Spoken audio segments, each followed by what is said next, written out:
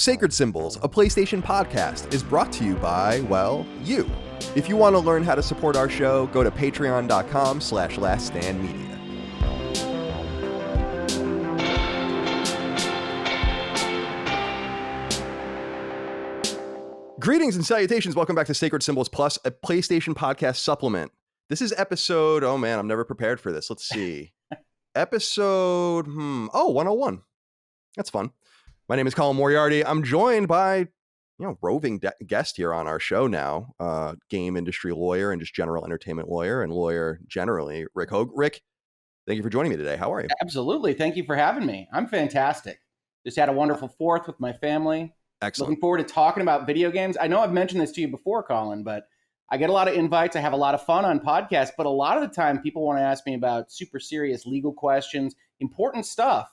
But I came to build my channel on the premise that I love video games, and I'm very excited to be able to talk to you about a game today. Yeah, I'm excited about that too. I mean, we obviously come for you as others do for your, like you said, your legal expertise, Sure. Your education. You are a gamer and a lover of games. And when you had said that to me a while ago, because we had you on a couple of times, you're like, well, I want to talk about, I'd love to talk about games too. I'm like, well, this is perfect. And we have the game for you today. It's Housemarque's Returnal. Yep. PS5 exclusive, technically second party game, although now Housemarque is owned by Sony. Came out at the end of April and it's really, really good. I'm excited to just ask you about this game. We have a bunch of inquiries from the audience as we usually do. I do want to remind everyone two things. First of all, beginning now, we're going to be roving 2 episodes of Sacred Symbols Plus every week, thanks to your incredible support on Patreon. So thank you for that. This is one of those episodes. And the second thing is that we're going to spoil the game. So if you haven't played it or care about those sorts of things, you should stay away. And we'll be here when you're ready. But Rick, let's start at the top. What did you think of this game? So I love this. I mean, I know you and I follow each other on social media and whatnot. So I think you've been able to see me kind of pontificating on its greatness and how much I enjoyed the experience. But right now, it's sitting at maybe what's going to be my game of the year. Obviously, half of a year to go, but certainly I think very, very highly of it. And I had a great time with it. Now, I didn't face some of the issues that other people that I saw online had with it, either in terms of technological bugs or challenge or otherwise. I had a pretty smooth ride with Returnal. Sometimes that's just luck of the draw. But I absolutely found it fantastic. And I've liked Housemarque games a long time, but this is the first time that they've really tried to do anything of this breadth and depth. I really loved the game too, and the way I describe it is I feel like I took a journey with it. I don't know that I've ever played a game quite like this. In fact, I know I've never played a game like this, but I feel like the emotional draw that it had for me was something kind of above and beyond the actual game itself, which is very fun. And it's a Housemarque game in 3D. It's kind of like what you would expect. I even love the way the bullets come at you and everything. It's all patternized and it's beautiful. And it's like an arcade game because like you said, you're a huge fan of theirs. I have been since Super Stardust as well. And HD, I should say. I didn't play their Amiga game. It's got some Super Stardust in there. Returnal is, as you say, it's what you expect, except when I started, it wasn't what I expected, except how it obviously was after I've played it a little bit. Because it's a little bit different from what you think. You got it over the shoulder, you're third person, you're playing this game, but you're not really aiming your gun so much. You're kind of maintaining that kind of Super Stardust posture of I'm the ship, I'm trying to avoid everything, and then if I can hurl bullets in their direction, that's great. And that's Housemarque through and through, but it really was an interesting thing to grapple with when you first start the game, because I don't know if you're like me, I try to play it as whatever, whether I'm trying to play it as Call of Duty or an Uncharted game or whatever it might be. It's not that, very much so. And so that was kind of, that kicked me in the pants for an hour at least, as I tried to figure out what they were aiming at. Yeah, it's a great point because I probably took much longer. I mean, in fact, I know I took much longer than you because I really struggled with this game playing it, but I kept sticking with it. But you're right, trying to carve through the game it's simply, I'm really proficient at it now. I'm sure you are as well. So like when I'm looking for things for the trophies, and we'll talk about that later, I'm like really carving through everything and I kind of have figured out the game's tricks in a lot of respects, but it really was like conquering some sort of puzzle. Every incremental step felt like it was really fully gained. And I think I'm becoming more patient with games, even though I have a general impatience for games that I'm not naturally good at. A game like this 9 out of 10 times I've been like, fuck it, I'm going to go play something else. I'm just not good enough at this game. I don't want to give it the time. And yet it was that emotional draw, I think, from the story and the character. And this is where I want to begin drawing in the audience to start asking us some inquiries so we can start getting down some interesting paths. And I want to start with the story. Julian Santana wrote into us and said, "Hi, boys. I just got the platinum on this game, and I got to say it's my game of the year. But the story narrative is a little hard to follow. Is Selene the astronaut? Is she hunting herself? Did she try to kill herself in the car? What am I missing? Getting right kind into regards from Puerto Rico." So before in preparation for this show, I started reading a little bit about the story. I tried to stay away from everything about this game. I should note, by the way, that I really enjoyed that I just did not get any information from any sources while I was playing this game. In fact, in texting with you, I think one night, you told me that there wasn't a boss on the 5th stage, I think. And that was Party foul? The only piece of information that I had ever gotten about the game. And yet a key piece of information, because I really was about to be like, fuck this game at that point. And that like kind of kept me going, being like, all right, I don't have to overcome at least that final boundary. But what is the game about to you? I'm kind of curious what you took from the story. Well, see, I love this, but I also have an appetite for certain amounts of ambiguity that I don't know that everyone shares or not. So, very early on, I love narratives. I love stories. Frankly, that's what I love most about the games that I really, really love, the ones that are at the highest end of my pedestals and my games of the year or whatever they might be. And I think it was pretty apparent early on when you first appear, you're on an alien planet, right? We're just setting up the premise. Folks that don't care about being spoiled and don't know anything about this game. We're on an alien planet, ostensibly, and very, very early on, you approach what is told as your house. And you have some interactions that are, not exactly PT-esque, but it's a hallway and there's some scary noises and you don't quite know what you're seeing. And my immediate reaction to that is, oh, okay, we're in metaphor land. We're going deep into metaphor land. And then you start to pick up on all the things that are put into the bios of the monsters and things that are just kind of happening in your audio logs that all refer specifically to various versions of water and lakes and submersion and these kinds of things. And so you start trying to put together what exactly happened. And I found that to be terribly compelling. I thought that was a very interesting way to handle what's, roguelike, and you're going to be doing the same thing over and over and over again because you're going to get killed by a blue dog, every other hour. But to get driven by, okay, what is the astronaut? What is happening? I think is great. I will say, before we get into details on it, I would have liked to have it buttoned up maybe one level further. By the time you get everything, you get to the end. I love kind of hanging out with ambiguity and dealing with what we're actually talking about. I do think they maybe they could have given you a little bit more explanation for what the story is right at the end. And especially like the second ending. So I loved it. That's one of those areas where I think it's very compelling to play through. I'm not quite sure they get to where I would have liked to have been right at the end. But I thought it was great. I thought it was atmospheric. I thought it was driving of what you have to do throughout the 90% of the game where you're not in the house and you're not dealing with the astronaut, you're not dealing with audio logs and the rest. Yeah, I agree with the little pockets of story that you get, even when you're like laying in the sarcophagus to get health or whatever, and then you see those are great loads. Tentacles and stuff like that. And then it kind of just when you're starting, or at least for me, when I'm starting to get most annoyed with the game, something like that happens. Yeah. And then or it happened to me and I was like, oh fucking, I gotta like give this game another night or whatever, and so on and so forth. But the ambiguity you're talking about is a common complaint, and Michael Ferrari wrote in on Patreon about this, and he says, "What is your opinion on games with stories structured like Returnals?"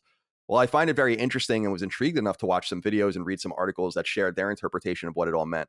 I, for one, am long tired of games that are all about vague, intriguing pieces but fail to truly deliver. All in all, from a story perspective, I feel like Returnal offered almost no closure or explanation, which really bummed me out. So I didn't get the second ending. Okay. So I can't speak to that. You can. But I agree in the sense that I always feel, because this game has almost a horror element to it, clearly. Yes. Certainly a psychological horror element. I always feel like there's some problem in horror where it's really hard to wrap it up. And this is a common problem in horror movies. I mean, horror movies are almost always awful at the last 5 minutes. I mean, even epic, like awesome horror movies, like I Love Rosemary's Baby, for instance, like that movie becomes bonkers the last 5 minutes. It sucks. And so I feel like that's kind of tropey for this particular genre. And yet I think most intrigued, not even by the story, but per se, but by playing like a middle-aged or aging white woman, I and kind of her relationship with this purgatory that she's in, I found it much more interesting on a personal level, I think, than maybe like what the game was literally trying to tell me, because I'm not entirely sure what the game was literally trying to tell me.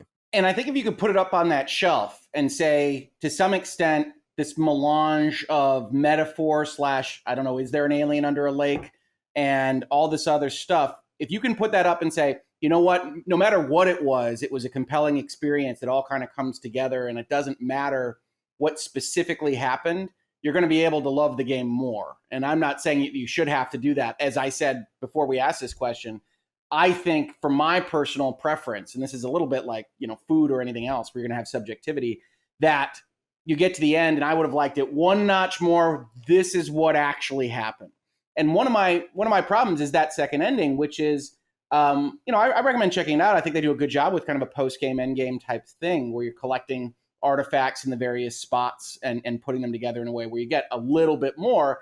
To me, that's where you put some of the answers, right? That's extra effort. You would have run credits already. You would have gotten your ambiguous ending.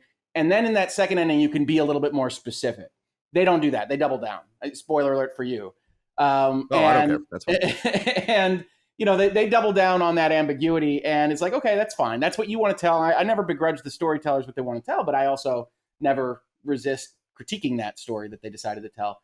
And I think that to really lock it in, I would have enjoyed it more if you get a little bit more understanding in that last video of what occurred. And maybe you can piece it together. Maybe, you know, one of the things that you can either love or not love is that third bit of text that you get on all the bios of the monsters and everything that you're doing, where you have to kill a boss 10 times or whatever it might be. And it's like I don't even know what to describe it as. It's like a novel entry from some story that somebody's telling.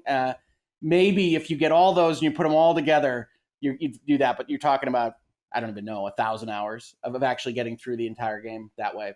So I think they left it a notch too ambiguous for my personal preference, but I also don't think that kills the game because it was so great going forward. And I think there's a lot of ingredients there that are still interesting. I think, as you said, you've got a protagonist that's a little unusual, a little bit like dad protagonists were unusual before the great daddening of all the plots, you know, a decade or so ago. And so I do think you've got some really interesting beats in there. You've definitely got some depression, some guilt, some mental anxiety issues. And if you go through enough of the bios and things like that, you've got it based around a very fractious relationship, both upstream with her mother and then seemingly downstream with her child. And you got a lot of thoughts and deep things that you don't usually see in video games that are interesting. Now, you do see those in other media. You know, you've got kind of a grief thing, a guilt thing, a car crash, and all these other things where I think if you wanted to critique it and say, yeah, this kind of Jacob's Ladder approach or thought about a loss of a child or my guilt about it, that's not so uncommon in other media. But I still want to give credit where it's due insofar as you don't see it a ton in especially AA, AAA games. I think indies cover this kind of stuff a little bit more and a little bit better, frankly. Yeah, I would agree with that.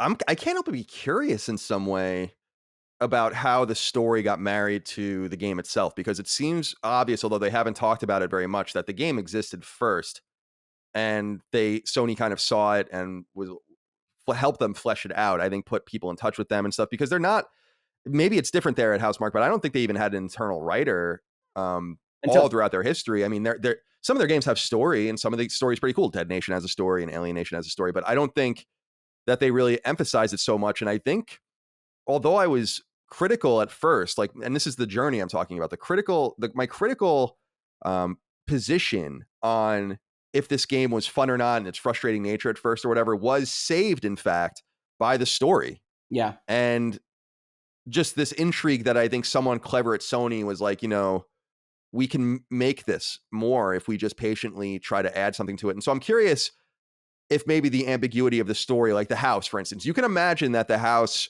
that environment existed, that room existed without the house probably. And that whole, you know what I mean? And then they're like, all right, we're going to put a house here because this is necessary. And these enemies now have these weird, you know, bios and bio entries. It's a bestiary about the coldness of water and the loss of right heritage. And all those so things. It reminds me in a way, I mean, it's much better than I mean, and then I've been able to do in my own games. But it reminds me of the way I was writing even Twin Breaker or something, where I'm like, this is a game that doesn't need a story or exist within even the story. I'm just writing a story for it, and it Yeah. exists within it. But I think Returnal really benefited from that. But I wanted to ask you also, because you had touched on it, Okay. but kind of the alien aspect of it. Yeah. And this, to me, this very Metroidvania, or I'm sorry, Metroid-esque element to the game's design that I thought was very intriguing. Chris Fazio wrote in about this and said, "Good day, gentlemen.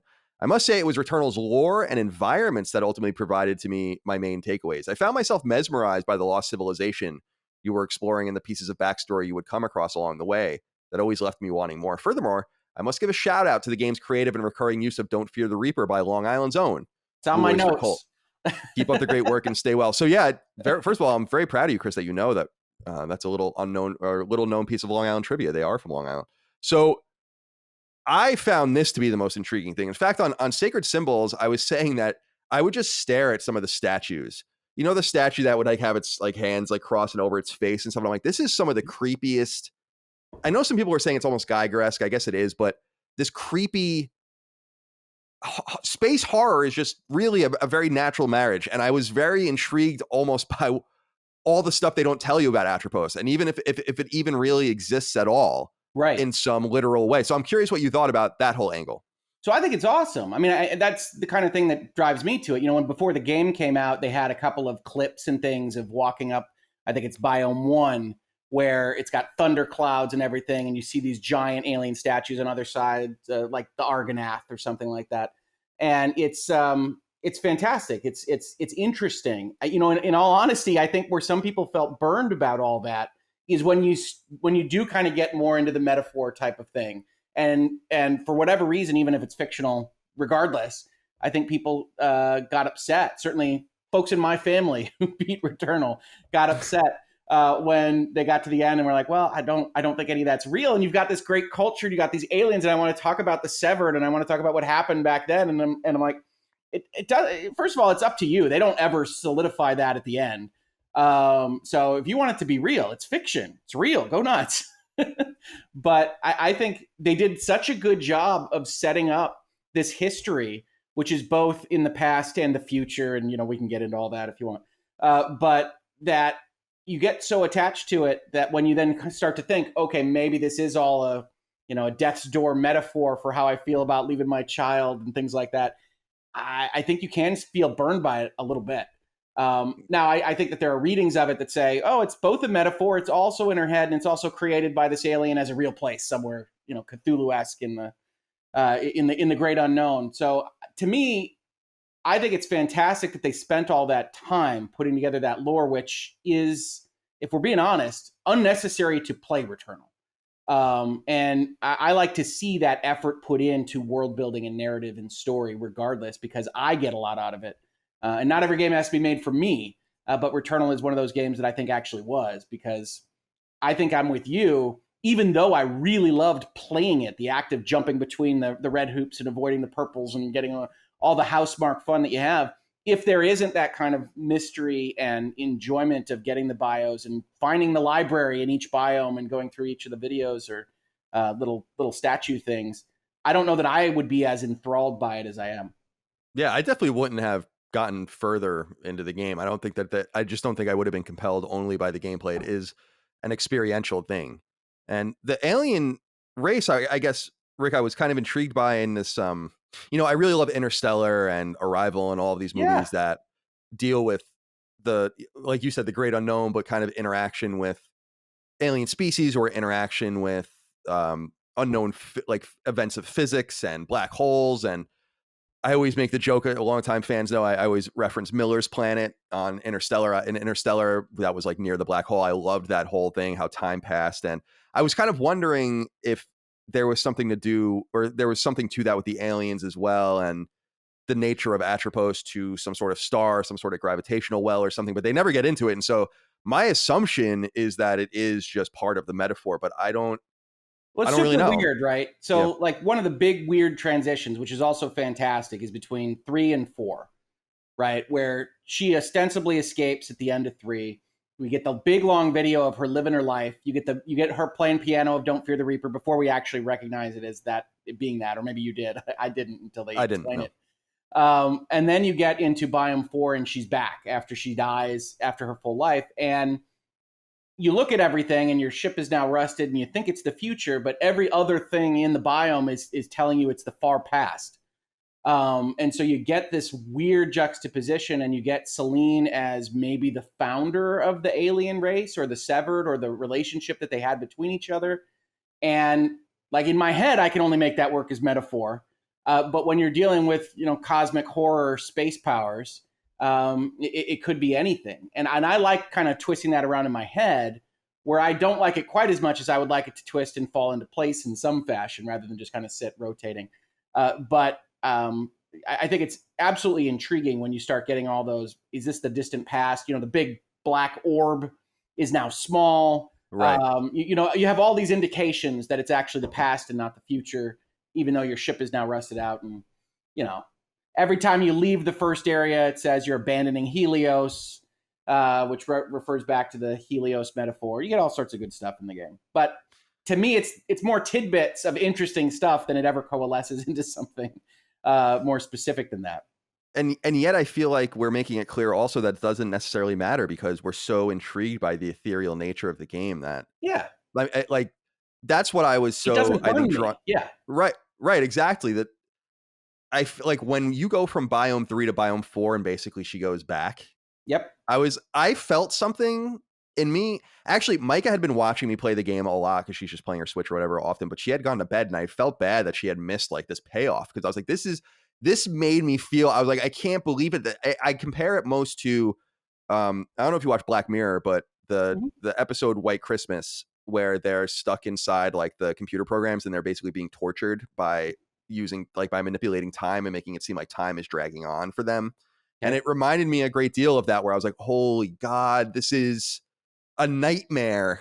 And I don't know, I got to give them props for that. And I got to say, early on Sacred Symbols, I was like, I wish Sony got out of the way of this game and let Housemarque make a Housemarque game. And then I really see the error of my ways when I'm like, I actually feel like they saved this game from being forgotten. Because even though I don't think it's sold necessarily very well, I mean, it's pretty clear that it didn't. I don't know specific numbers, but it still has this critical response and this draw for people. People are evangelical about this game in a way that they're evangelical about Bloodborne and other games in this ecosystem. Yeah, I absolutely love it. And that video between 3 and 4 is one of the reasons why. That's almost the height of the storytelling, I think, in terms of it's very efficiently done. I mean, it's mostly just snippets of time. And then, you wake up in 4 and you're like, oh, it doesn't matter when she dies or where. She's just back.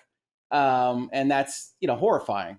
And I think that's one of the best moments of the game to me, even more so than the ending, in the second ending. I think that moment is where you really go, oh my goodness. And then 4, 5, and 6, not 6 so much, but I really like that 4 and 5 are reflections of 1 and 2, but not the same. I was worried exactly how much we were going to get into remaking the game again, but they're not the same, and I like that. And then 6 is amazing. 6 is my favorite biome, and that's a culmination of everything that you've already seen, whether it's the car noises in the background or everything you've been able to put together there.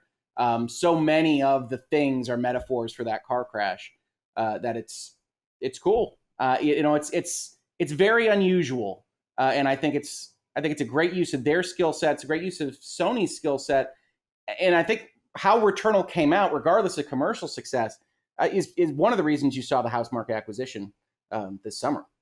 Yeah, I would imagine so. In fact, Herman Holst had been saying that it seems like they've been working on this for a while. And so they seem to have been pretty pleased, I think, with the game behind the scenes. And I have to give credit, because PlayStation 5, especially for me, often gets criticized for not really being utilized properly, not using the technical capabilities of the machine to benefit the game. And yet I feel like Returnal is one of those examples, especially with the way the game just gets you right back into the action, such that Very fast. I think I said this on Twitter, but the game completely collapses for you in 10 or 15 seconds usually.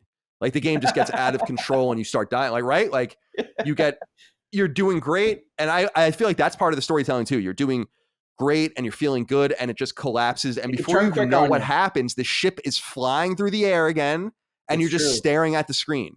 That's true. And it's an Well, emotional thing. Yeah. yeah, no, I think to its credit, I've played a lot of games where you die, obviously the Souls series, roguelites in general. To its credit, Returnal is one of the few, not the only, but one of the few where you see her get up off the ground again. And I don't know about you, but most times I was like, all right, let's do this again. I was jumping right back in a Yep. fashion that I'm not used to. And Returnal was one of those where, when I was a younger person, I was getting mastery over games. I didn't have access to as many. There weren't as many in the industry back when I was playing more often. And Returnal is one of the very few games in my modern era where it was about getting to mastery.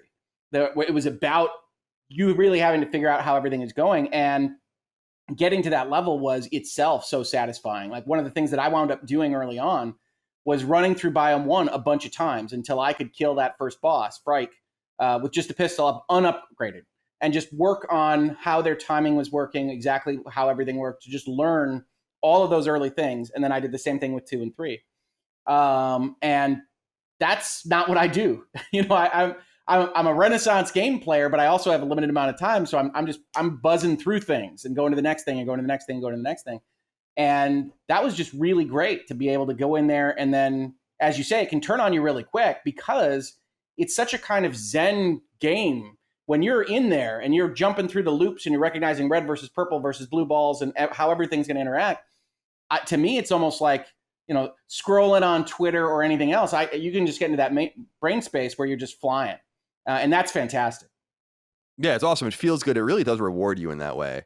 And I like your kind of callback to the older games when we did gain more mastery, both because we didn't have the access, but also because the games really required it. That's why I think that Bloodborne and Demon Souls and those kinds of games are so notable, because Yeah. they require a level of combat that you can't just brute force your way through. We had brought up the biomes, obviously, many times. And we have a question here. Okay. Might as well get further into it here about our favorite biomes. John wrote in and said, favorite biome aesthetically. I think the game is gorgeous, from red sand to rainy forest to snowy tundra, but I remember the first time I dropped into the Abyssal Scar. Yep. I thought it was one of the coolest level settings I've experienced in a video game in quite some time. So you had already kind of talked about your favorite environment, but what did you think about the environmental, let's say, diversity of the game, and also what drew you to the particular world that's your favorite? Yeah, so 6 is the Abyssal Scar. And certainly, as somebody that likes story and narrative and had kind of pieced together by then, we're talking about a lake in a car crash, that you dive into that, and it's such a different environment. They have different physics down there. They have different jumping. They have these sound effects. I think real credit should go to their sound designers, in a way that I don't usually give credit in video games to. They're doing really fun stuff all over the place with car crash noises in the background sounds. Obviously, Don't Fear the Reaper on the soundtrack, and how they're manipulating that. But then you get to the Abyssal Scar, and everything's got that kind of underwater submarine sound. All your shots, all their shots, how everybody's interacting, the swooshing of water. And you start to really see how many red lights they're using, roughly looking like tail lights of a car, all across the game. And you can see it all very well in there. And I've always loved underwater environments, Subnautica and everything else. So you get the coral, you get this kind of evil darkness. And it reminded me very much of one of my favorite games, whose name escapes me, Soma, that has some really frightening, interesting things about existential loneliness and depression and all those fun things that Returnal's dealing with. And they use water and underwater and that kind of separation and loneliness as a metaphor themselves. And that brought me right back to, unique to me, one of my favorite games of all time with that kind of narrative approach, which is Soma. So Abyssal Scar is easy for me, but I really loved the first area, which you're going to get to know pretty well as you figure out the game. Yep. And then I really like the fourth area as a reflection of the first. And then I like the Abyssal Scar. I have no problems with kind of the red wastes and the frozen wastes. Interestingly enough, because of the way the game's structured, you don't have to spend a ton of time in 2 and 5 once you kind of defeat them.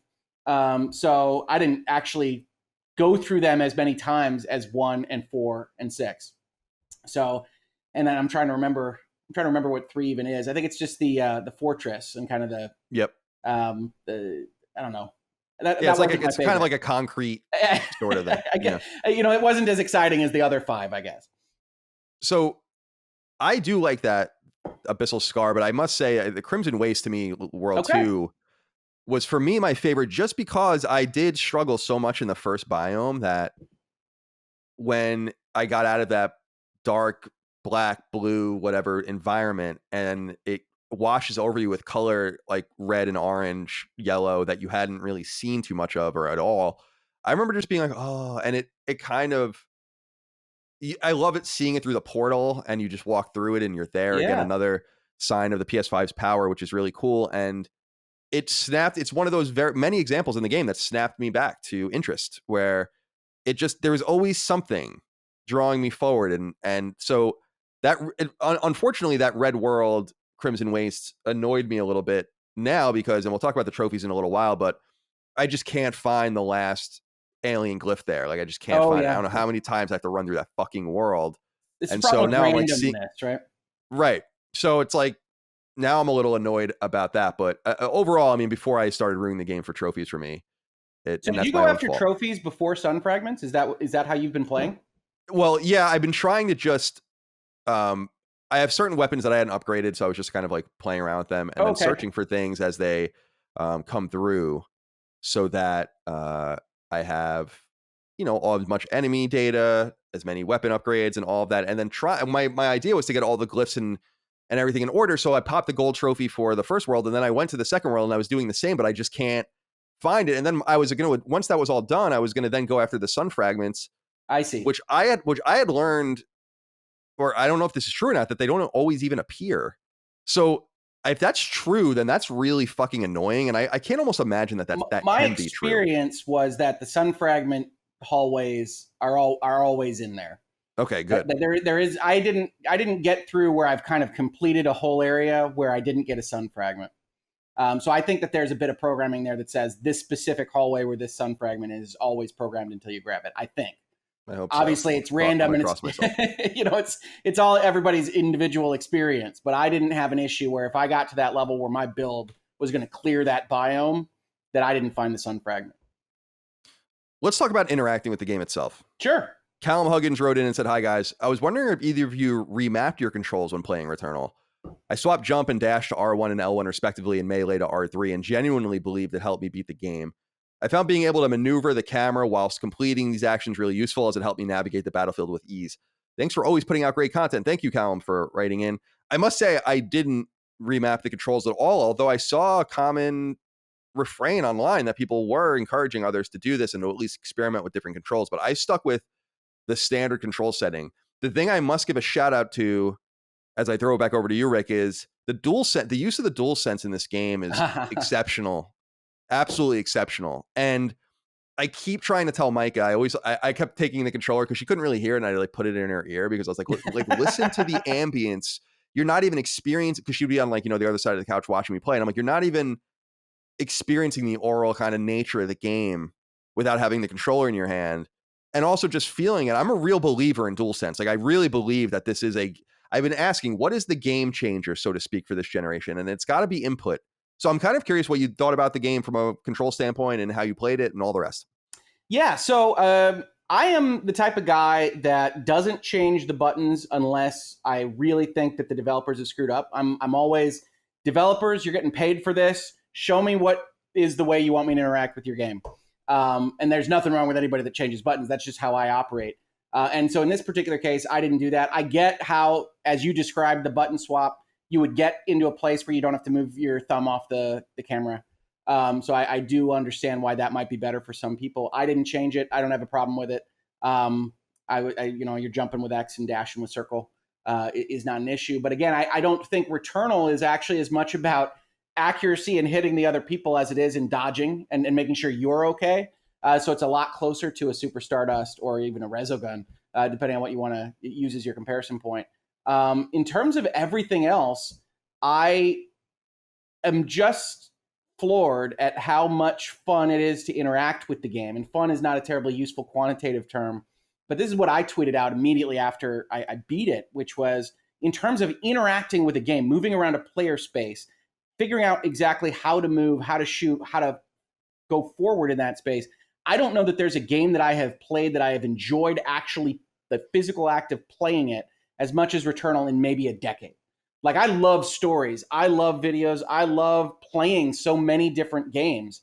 But this was just something beyond that. It was toy and game together and was itself satisfying to just move Selene through the environment.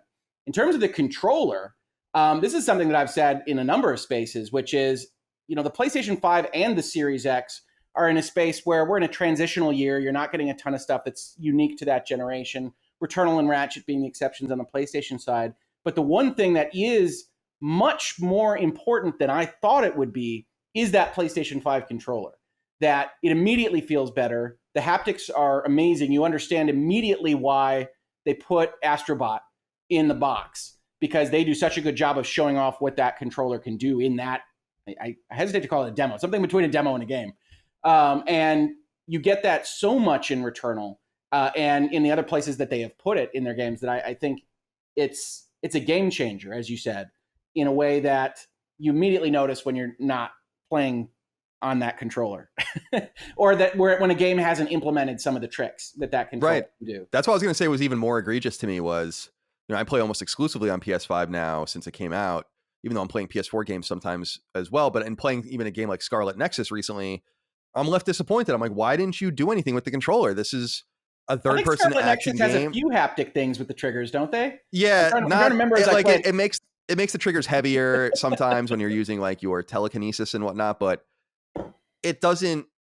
No, it like doesn't. You said, there is a big difference between the way the first and second party uses it and the way everyone else is using it. Same with the cards and all the rest. Although Scarlet Nexus does a pretty decent job with that as well. But even playing a game like Resident Evil 8, I was left kind of like, well, why aren't you? I have this demand almost in my mind where I'm like, this must use this controller. That's why I'm excited to see some of the first party stuff that comes later, like Horizon, and be able to kind of compare it to the first game and see how much different it feels now that we're playing on a really competent controller. You know what is a strangely good implementation of the haptics? Final Fantasy 14. I downloaded. I bought it, but I have not. They just added a haptic update for the PlayStation 5. It's strangely compelling. Just footfalls and things. Anyway, I like it. It works for me. I feel like I've always been a hater of Rumble and everything, even going back to N64, the Rumble pack and everything. I'm like, I don't know if I need this, but it's kind of made me more and more of a believer in this. And again, this experiential thing with the controller. It really is. I feel like this is the big game changer, again, so-called this generation. But I got to agree. I mean, I feel like this game feels great. I often talk about, to me, Call of Duty is popular because it feels great to play. 60 frames first, right. And it's the shooter that everyone, at least in that space, tries to replicate. And I feel like in third-person shooting, this is a game that you have to look at now. I don't know, arcade shooting. I know that there are different shooter types. It's a little bit more like Vanquish, a little less like, let's say, Fortnite or something. But I feel like the royal you, the designers out there in the world, this is a game they should really be paying close attention to, because I feel like it melds Devil May Cry and Vanquish and all of these different things together in such a way that it feels great. I love games that move quick and reward quick gameplay. And for a guy like me, it doesn't. I like Devil May Cry and I like some of those more technical games, but they require a lot out of the player. They require a lot of combo memorization and things that are going to be interacting with the gameplay. One of the things I really like about Returnal is, for the most part, you're shooting a gun at things, and those guns can be different, and maybe your L1 button can do some different things in different capacities. But it's about managing your player space more than it is about anything related to button combinations or any of those kinds of technical feats, which is a little bit more pure to me, just because, one, I've never been able to be very good at remembering all the different sword combinations and things on a Devil May Cry or anything like that. But also because I think it does open up the player space, which is how you get into a weird conversation where, you start talking about difficulty levels. And the people that have been thrown off that I think would love Returnal, that comment to me on social media or in my family or elsewhere, where they just, you say you struggle with Biome 1, and that's totally understandable. Some people are going to struggle with Biome 1 and say, the hell with this. And there's so much good stuff in there that I think that is a potential shame. And I am in favor of designers getting to pick however they want to put things out there. And I think there's a level of satisfaction to overcoming Returnal that could potentially be lacking if you had easy mode or what have you. But I do look at the way they designed it as something that was approachable in terms of button presses, but maybe not as approachable in terms of understanding what all the colored balls and rings that are heading your way actually mean until you just give up and go back to Call of Duty or Fortnite or what have you. Yeah, I absolutely think you're right. It's funny, I called up this question here on our document because Alex Green wrote in and said, "Hey, both, do you think Housemarque will ever create a save feature?" This is a really divisive thing about this game, is that it requires an immense amount of time and Yeah, skill, runs are and it long. doesn't reward you for that time, and it doesn't make the game, or it rewards you very little for that time, and it makes the game only very incrementally easier for you. Like when you get through a world and then they're like, here's another slot for the items that you probably don't really even use, kind of Well, thing. I think one thing that people have understated in terms of the kind of meta progression in Returnal is that beating a world tends to unlock the next world, and you can skip the second world, for instance, and go from 1 to 3. But more importantly, I think something that people didn't focus on enough is those little XP charges for the weapons. That if you go and you spend time with a weapon, highly recommend. If you're having trouble, you go through biome, even one, and just always pick a weapon that isn't fully upgraded with its XP, fire it a couple of times, and then the next time you get it, it's just going to be like way, way, way better. I was doing a run to prep for this video before I got started, wound up being 2 hours because I love Returnal. But you pick up a gun, you pick up a Hollow Seeker, and it's got Portals 2 and Waves 2 and something else, and you can't be touched but because you put in that time in prior runs to make that gun get picked up that way. And so I do think that there is growth. You can spend enough ether that ether that you pick up can be used to basically clean everything. There are ways that you have these big jumps in ability that are, I think, pretty much invisible to someone that's just starting to play. And in a way that is not the same as other roguelikes where you get a clear, okay, if you got enough of this currency in this run, now you have plus 10 health or what have you. That, they've made such interesting design decisions, and I don't think it's perfect, the decisions that they made. It's just perfect for me, as it turns out. Yeah, I actually totally agree with you in the sense that my instincts were immediately like, that why isn't this like Rogue Legacy? Why isn't this like something else where I can see myself upgrading myself and getting easier? And you're right. When I learned the little tricks of the trade, such as, like you said, picking up weapons that you didn't use, and really even going backwards and having access to weapons that you didn't have before to beat stages more quickly, and then the way those jump on top of each other and the different upgrades and the upgrade tiers and all of the rest. I actually did start to like that. And I did intentionally start playing runs with no real intent. Like, I would start a run and be like, I don't know what my intent with this run is right now. Yes. And when you get like a half an hour or 45 minutes in, sometimes I'd be like, all right, I'm committing. I'm going to try to go to the boss. And sometimes I'd be like, I'm just going to basically commit suicide, take this gun, go into the challenge room and see what I can do. And if I survive, that's awesome. But Yep. I'm going to make sure this gun gets to the next tier and then I'll worry about everything later. And in playing that way and having the patience to do that, I think I extracted more out of the game. And I'm completely against them adding a save feature. I'm curious what you think about that, because it seems like something they're struggling with. It seems like Alari Kutanen said in an interview that it sounds like maybe they will end up doing this. And I feel like they said they were going to try. Yeah, I the don't. most recent interview is like, it strikes me as there might be a technological issue, would be my guess. Because I read that interview as well, where it's like, we're not allowed to talk about it because we can't promise things, as you know, from legal perspective, that if you're not positive that you can deliver. So they're trying. I personally don't have an issue with a save. I would have it be an Iron Man save. I would have it be, do you need to go? Like, I needed to go. Right now, I said I was doing a run. It's on rest state, and I say, well, we'll see how it works. Right. Because I don't trust rest state on any game, on either system. This isn't a PlayStation thing. But we'll see how it works when it come back. And I would much rather be able to say, Iron Man, save me and let me turn off my system. I appreciate that. That is a salient answer to me, because I do know that the game, and we'll talk about the tech issues with the game in a minute, but the tech issues were precluding people to play the game how it was intended, because I think they were just like, just shut your system down. Like, it's not a big deal. Put it on rest. Right. And I think people are like, well, we can't do that right now. So yeah, you make a good argument for it. I just don't want them to make anything that can be, because you could still save scrub the game by even having an autosave delete, because you could still Yeah, send there it to could the be a cloud, right? strategic turnoffs and things. I mean, people Right. can do what they want, but yeah, to me, it's like what I want to do is be able to say when my wife says it's dinner and this is this is go no go for a good day in the Hoeg house, that I Right. can turn off the game and be fine. And now you can put it rest state. I actually haven't had issues, but I know people have. And you say I always feel like I'm rolling the dice with the rest state on any game that I just leave running. So I would much rather have Iron Man. And if some people figure out a way to save scrub, I think you're denying yourself the satisfaction of getting to that mastery and that fun. But people are going to be people. Well, let's talk a little bit about these tech issues before we get Sure. back to gameplay. Jack wrote in and said, "Hey, both, hope you're well. The game crashed on me in Biome 3 during a good run, and it really put me off from the game for a few days. I can I'm see happy I that. went back because it's truly a brilliant, unique game. My question is, did you have any significant technical issues that made you think less of the game?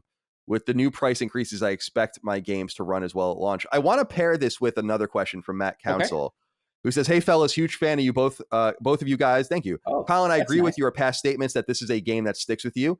It is one of my most unique games I've ever played. However, I feel its legacy must also take into account its many technical problems. I lost runs due to crashes, game and system updates, etc. And when I finally beat Act 3, the trophy did not pop for me. Under other circumstances, this would be a game I would challenge myself to platinum, but given the game's technical limitations, I abandoned this plan. What part should these issues play in judging the game's legacy? Much love."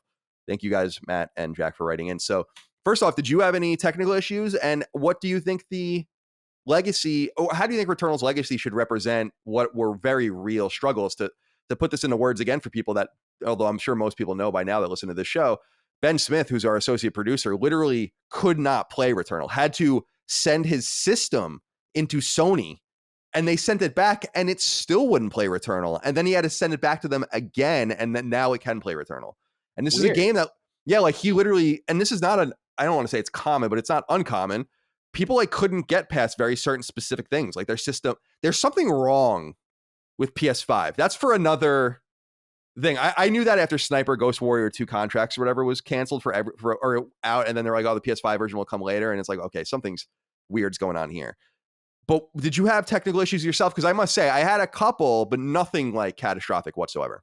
So I'll say that I have to give a couple of caveats here, as the Sure. lawyer, on the show is prone to doing. If something didn't bother me at the time, if it's a crash to desktop and I haven't done something very significant in that run or what have you, it probably didn't register for me very much. I think you heard me earlier say that nothing really got in my way of playing through the game. As I think of it, I think I did have a couple of crashes that just didn't. I just turned it back on and that was fine. In terms of legacy, it's hard to say those kinds of things. I just recently beat Ratchet and Clank, right? And I really enjoyed the game, but that one crashed on me way more than Returnal. I had crashes all over Ratchet and Clank. I had worlds not loading in, and I just keep playing. I enjoyed the game, and this doesn't really bother me. But whenever you're evaluating these kinds of things, this is the kind of thing I tell people. I can't take your experiences into account. I can note that they're happening on social media or what have you, but if Returnal didn't crash on a third level run and make my life miserable and those kinds of things, I can't evaluate its legacy specifically in my eyes for what appears to be fairly significant problems across the spectrum. I can acknowledge that they exist, and I think that should be taken into account on kind of a historical basis. But if you were asking me to give a review of a game on something like that and put a number on it, I can't just say other people are having problems if I never had those problems. So Returnal never bothered me with any issues in terms of crashes or problems like that. And so I always take it with a grain of salt because I am fully acknowledging everything that you've had with your producer, everything I've seen on social media, and it certainly seems like it had technical issues that really didn't impact me, with the exception of, as I'm running it now and as I've been playing it a little bit the last couple of weeks, they added in the kind of other deaths component and Dark Souls a little bit, which is very, very cool. They didn't have that running at all when I went through and beat it the first time. And that's, that was something that's in the game. It was clearly intended to be in the game. Never made it in when I was first experiencing it. And that's, a little less great than it could have been. Yeah, it's well said, because I don't know that I would have even believed some of the things I was hearing about Returnal if not for the fact that it happened to someone close to me. It puts a lot of things into perspective, but I don't know that for people outside the industry that don't care about it, the way you and I like analyzing it. For instance, I think I'll always just remember this and Ratchet as games that, because I agree with you, Ratchet I had way more problems with technical issues. Just a lot. I was actually shocked by how unrefined Ratchet was for an Insomniac game, and that's just a whole nother conversation. But That's right. Yeah. but I do wonder from this era what is going on with the PS5. Like there's something, and this is not for this conversation because we don't really know the answer, but it just feels like I'm like something's wrong with this machine. If some people just can't play Returnal, why? That doesn't even make any sense. I've never even heard of something like that. It So doesn't. that's the bigger thing I take away from it is kind of the greater question of, is there something going on with this machine? Let's get back into the weapons. I wanted to ask you about this. Sure. Tom Miller wrote in and said, "Hey dudes, my experience with the game was a bit of a roller coaster. First, I found myself developing a rhythm and thinking the game was actually pretty forgiving, to then having my ass handed to me again and again. It was only when I discovered my holy trinity of a large health pack, an astronaut figure, and an electro pylon driver that the game became a little cheap. The last area was probably one of the easiest for me personally. It was for me too, actually. It's funny you say that. How did you guys find the difficulty spikes, and did you have any go-to item and weapon combos?" So I'm just curious what you tended toward. Sure. I definitely tended towards certain things. So I'm curious, and these are discoveries in and of themselves. Like when I discovered like my setup, I was like, oh my God, it was a revolution for me. So I'm curious what weapons you tended towards and like what you figured your best setup was.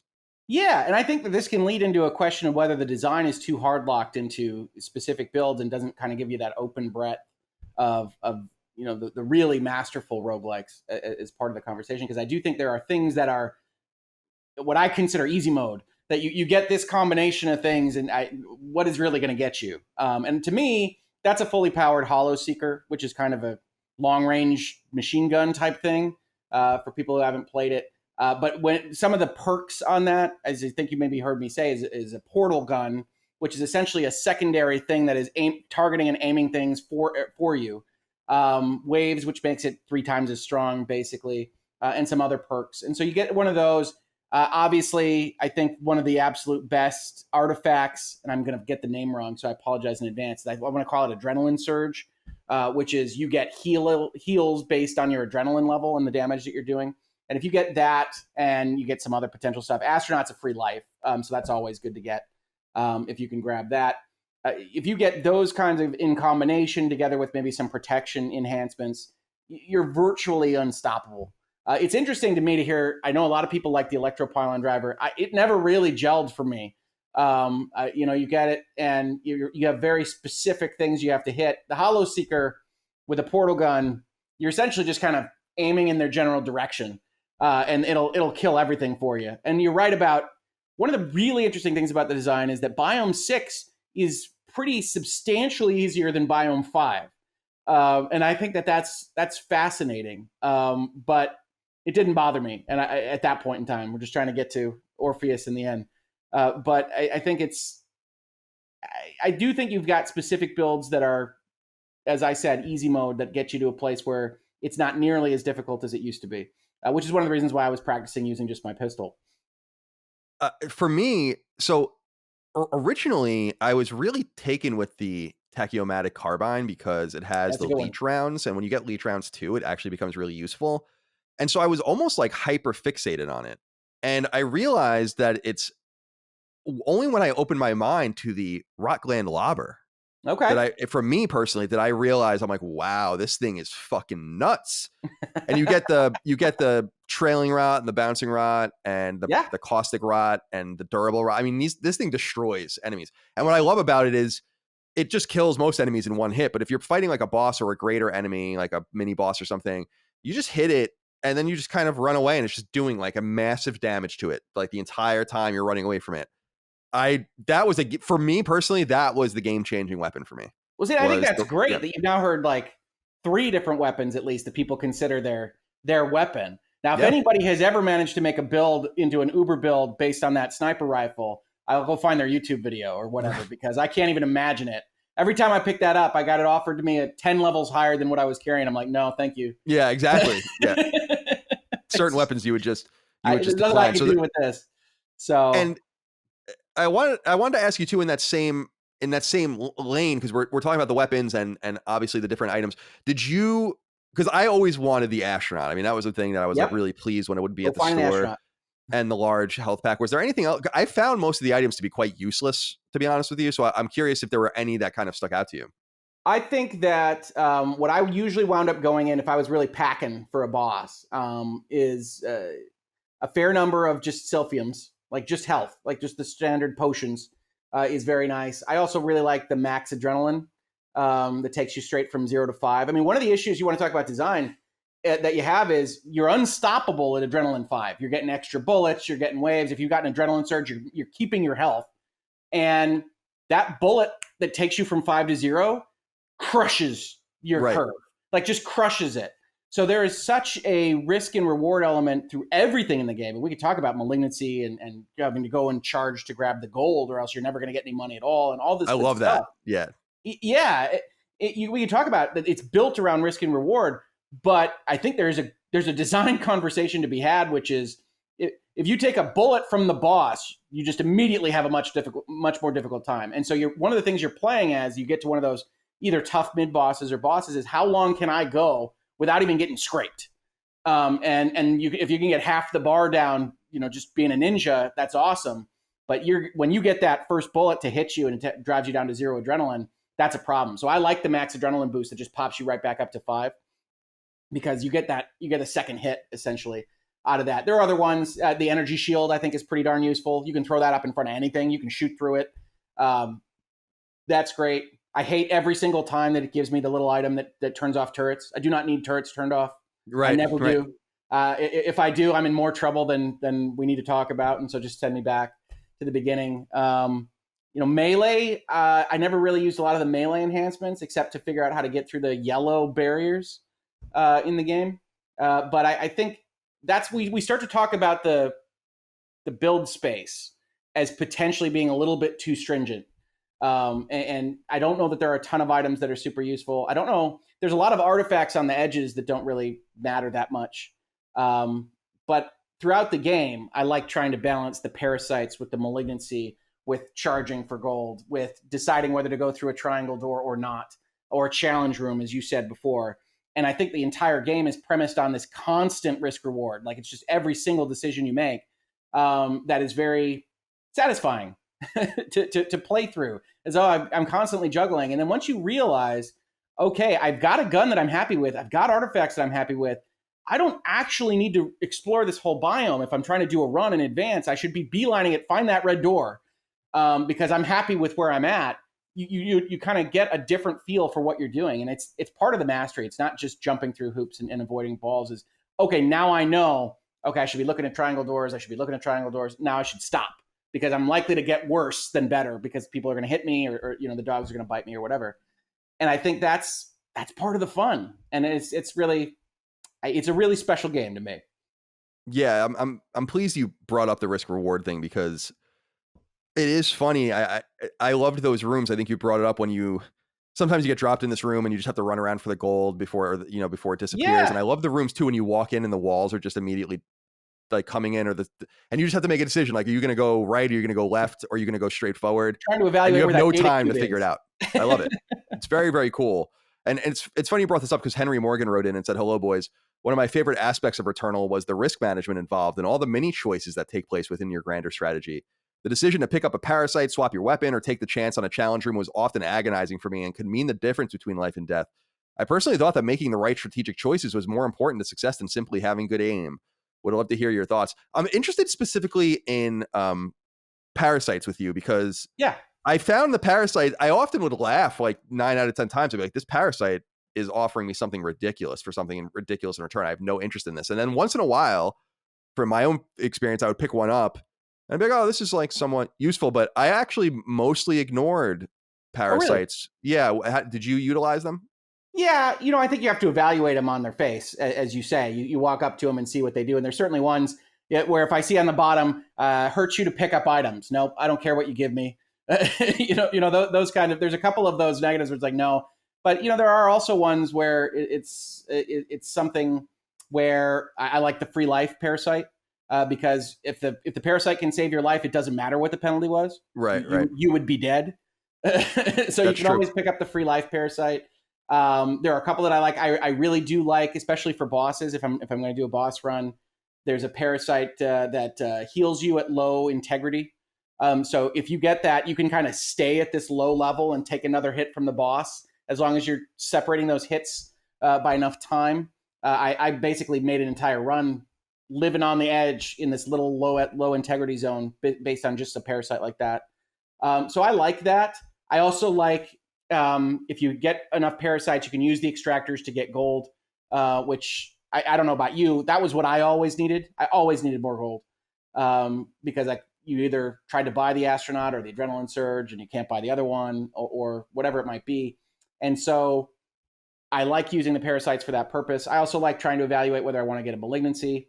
There's a number of parasite powers that are malignancy related, drop a malfunction, or malignancies are far less likely but far more harmful, which I never believe. I think that parasite's lying to you. Right. Like I never got less malignancies. They were just worse. I like that constant evaluation. I mean, that's the kind of guy I am, right? Risk reward is Right. where I live in my day job or what have you. For a little Hoeg history, my brother and I, my brother's the game designer. I'm the writer when I'm anything on these kinds of things. We made an app in like 2012 called Flipship, and we sold it on the iPhone, and it was all based on risk reward. It was a little tilt-based shooter, space shooter, and you would get your score, and it would be a higher multiplier until you banked it. And then you were kind of betting on how much you could take as the level got harder and harder and harder. We always loved that. Like that's fun. And Returnal is that with 6 different systems at the same time, all doing that risk reward. And that's fantastic. Yeah, it's awesome. It's like the weakest link. It is. Bank. Bank, exactly. Since you brought up bosses, I mean, I can't believe we haven't really talked too deeply about this, but Ben Williams wrote in and said, "Hello, Helios. Returnal had some of the most mesmerizing boss fights I've ever seen. What were your favorite and least favorite? Personally, I want to shout out the 4th boss, Hyperion. The music, organ theme, and patterns of the projectiles made it an almost spiritual experience. It has to be one of the best boss fights I've ever played." I have to totally agree. That boss, I was totally mesmerized by that boss too. I wanted to stare at it. I kept saying when I was fighting these bosses, I'm like, I'd rather just look at this, but I don't want to die and have to do this all over again. So that's definitely my choice of my favorite boss. But what enemies or bosses stood out to you the most? So Hyperion's an obvious one. You spoke of Interstellar earlier. You get that organ when you're first in that boss room, and you get all these Interstellar vibes because it's so prominently using the church organ in that movie. Definitely. And then that's just a wonderful boss fight. I actually think my favorite is probably my boy in the first level, Frike. I think he teaches you so many good things that you need to watch out for because he's using all of the different things that everybody in the game will do at a fairly low level until you're in phase 3. And I think it's a very good thing. In terms of spectacle, I actually like Biome 3, and I can't remember what its name is, the giant flaming face. Yeah, I can look. That's the spectacle. I don't think that Nemesis. Orpheon, I don't think the last boss is too terribly special compared to like Hyperion, and you said Nemesis. I think that's right. But yeah, Frike has a special place in my heart. I think I beat him 20 times or what have you, just going through the game. And I think one thing I will say about the bosses, and it might not feel like this, especially the first time you encounter them, is I think for what you can do with Bullet Hell, what you can do with arcade experiences, they are incredibly fair. They signal what they're going to do. There are ways to avoid everything that they're going to throw at you. You have to do it at a high level, and you're going to get like multiple things at once and whatnot. But the thing that was surprising to me in Returnal is once you break it down and you get to that level, everybody is treating you fairly. You're mostly not getting those things that you just really hate and throw the controller, even if you wish that purple ring wasn't there and smacking you in the face. But that's what I really liked about the bosses is that never felt to me like I was going to get to an encounter and just be, we're going to get a version of this because of the way the AI is working or the randomness, and it's going to be one that I just couldn't really take. And that's my takeaway from Returnal. I miss a 5th boss because I would have liked to have seen what would go there. Yeah, that saved me from probably not beating it, so I'm happy about that. Well, it's a surprise. You go from 5 to 6. You're like, what? It is interesting. I don't know. Maybe they. I don't know. I'd be interested to know the design choice behind that. But yeah, before we get into kind of these overarching closing questions, I did want to give a shout out to one design aspect that Dennis Johnson also wanted to give a shout out to. He said, "Sup, fellas, does Returnal have one of the best mini maps out there? Once you Yes. understand which doors lead you to side rooms or the main path, the meaning to each item icon, you can traverse all the map with all the abilities. It really just shows you how readable and user-friendly the minimap really is. I only had to resort to using the pause menu map for checking that each area was completely cleared. Thanks for all the Yes. hard work. I must say, just generally speaking, from a usability standpoint, the minimap's beautiful. It's perfect. The map itself is perfect when you go to the bigger map, and just the way the game organizes information as you gather it, like that data, I think it's on the ship, the data link thing where it shows you like just lights as they light up. It's just, Yeah. there's a The lot little of squares. thought and process into this. Yeah. What did you think about all that?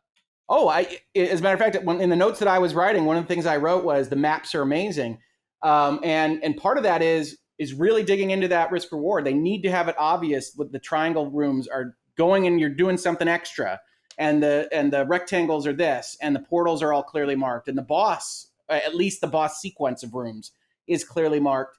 And I have to use the world map a little bit more than it sounds like your commenter does in order to orient myself as to where exactly I have been already.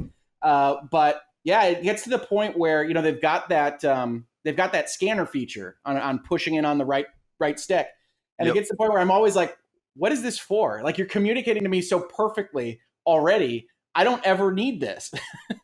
And so that's a funny part to me, but I compare it, especially because of the blue. I think it reminds me of it, as to how terrible the Jedi Fallen Order maps are, Oh that I yeah. can never read at all. Yeah. And it's such a great thing when you go into Returnal. It's like, I instantly know I came from there. I'm going there. I can choose to go there. I know exactly how to get to from point A to point B, and that's fantastic. I could not agree more. I think it's one of the best maps in games. Yeah, I'm in complete agreement. I always say that the small things in games make those games. And God of War, for instance, is always an example of a game, 2018's God of War, where I'm like, this game doesn't do the last 5% very well. It doesn't do maps. It doesn't do quick travel. It doesn't do these things well. And with this, sorry, you can hear Rush in the background. With this, I feel like it's the exact opposite. They got they really went to the 100 percentile in terms of getting everything right. This game is extremely good. And Andrew Soto wrote in and said, I've given up on the platinum. Have you? I think I have, just because the time demands of the game are so much. I just don't know that I can. I gave this game about 80 hours of my life. I don't know Sure. that I can give it that much more. Are you are you into trophies? And if so, are you getting the platinum for this, or So have I'm you not gotten a it? platinum guy. I'm a platinum if I finish something, or if I get to the brain space where I believe I'm roughly to where I'm happy with putting it on the shelf, and I look at the numbers, and then I look at the trophies, and I say, it's not too much more. Like, I got a platinum on Days Gone, for instance, because I love Nice. that game, Yeah, it's awesome. and it didn't have very tricky platinums, honestly. But in most games, I don't care. I'll probably get my next platinum will probably be Final Fantasy VII Remake, PlayStation 5, I would think. Um, but it's not what I'm usually aimed at. Mm. They're nice pop ups, and if there's something that's close to for me to hit, I'll hit. But in your description, in looking at the Explorer trophies and knowing that it's a roguelike, it's just too much dependent on the game director putting the couple things that you need in there, and then for things like you mentioned, where you've got like the two walls going to each side, and if we imagine that whatever you need on the Explorer is on the right, and you pick the left, that would drive me insane. Yeah, So I totally, I'm totally with you there. I am interested in the purpose of RNG controlled trophies. I think that that's generally pretty dangerous. A lot of people make fun of me for saying that because Twin Breaker has an RNG dependent trophy, but it's very different, guys. Like, you can platinum Twin Breaker in a few hours if you're good at it. It's not like, stop whining. It's a little bit different than that. But here's the big question I want to ask you as we sure. wrap up for the day. Unkempt Talk wrote in and said, hey guys, short and sweet question for you both. Do you think we'll see a Returnal 2? Or will Housemarque move on to a new project? So I think we have a little more insight into this than maybe Unkempt Talk knows, because in the acquisition of Housemarque, it seemed like Alari Kutanen specifically was saying that they want to make a bigger game, and this was a building block for them. It's worth noting that they do technically do a couple sequels. Super Stardust HD, which was their first big game, was a sequel to a 90s game. And also Dead Nation and Alien Nation are connected as well. But generally speaking, they move on. I can't imagine that we're going to get a sequel to this game. What do you think? I think it really depends on sales and customer uptake. You've got me and you talking about it. I have literally no idea where it lands on the sales chart. It doesn't appear to be moving PlayStation, certainly not as something big as Ratchet and Clank.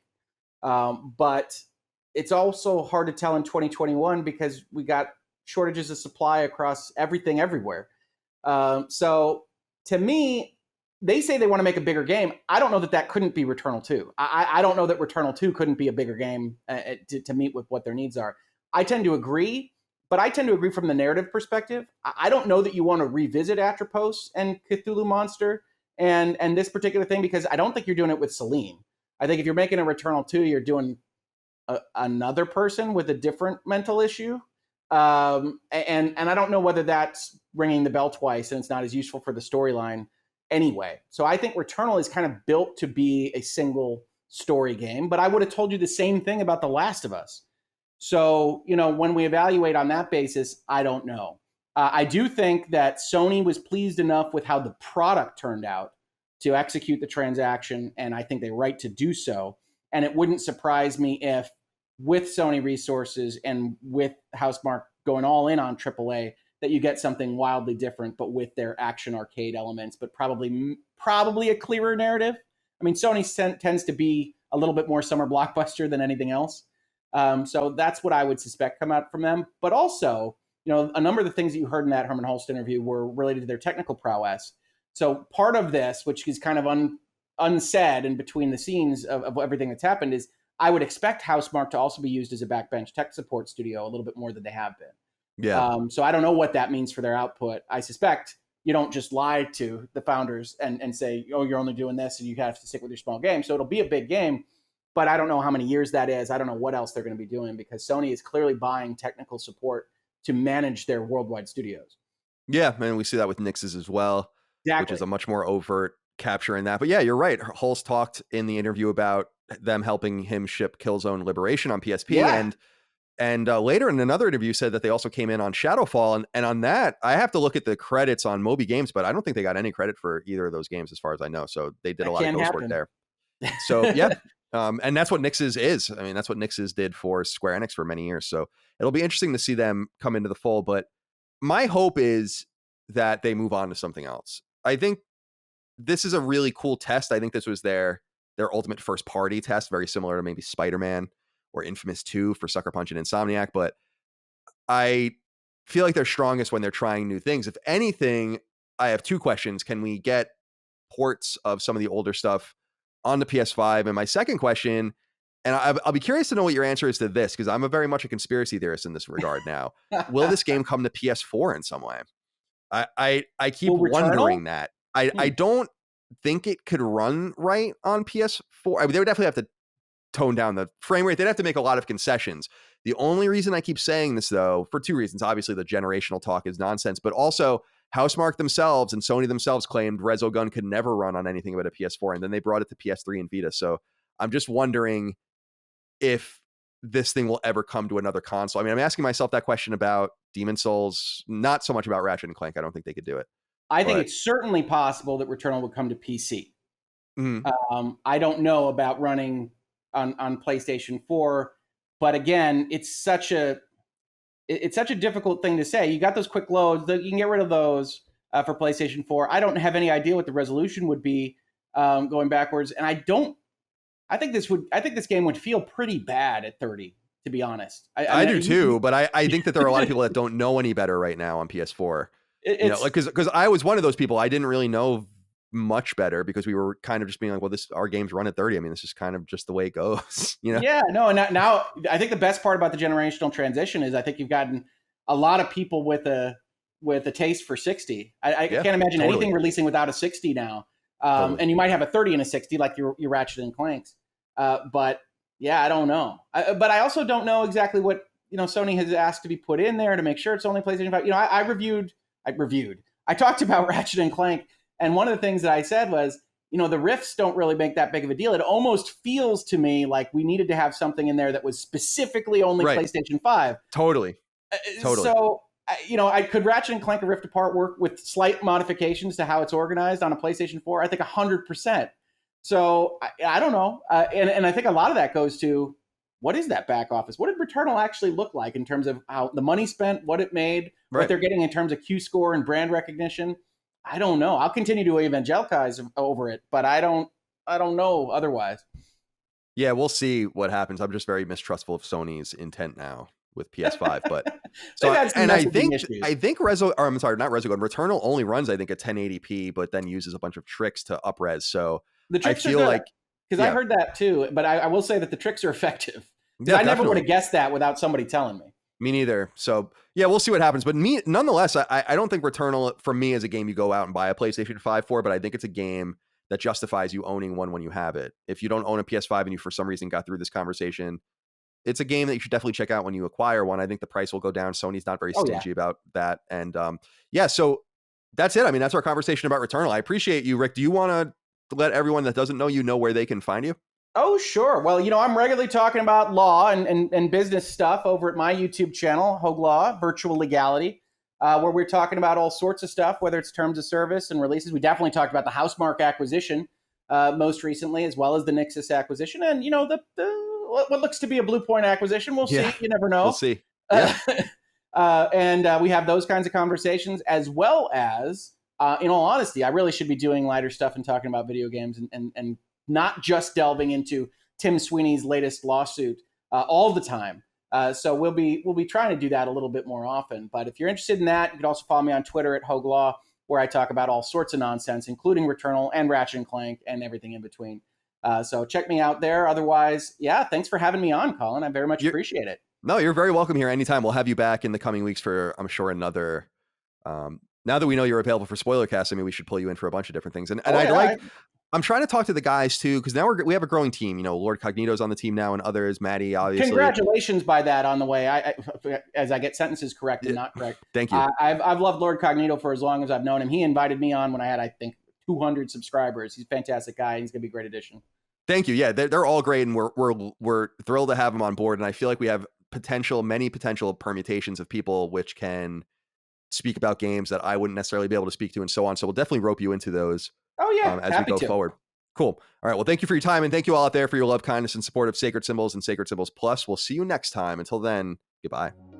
Sacred Symbols, a PlayStation podcast, is a product and trademark of Last Stand Media and Colin's Last Stand LLC, and is proudly recorded in the USA.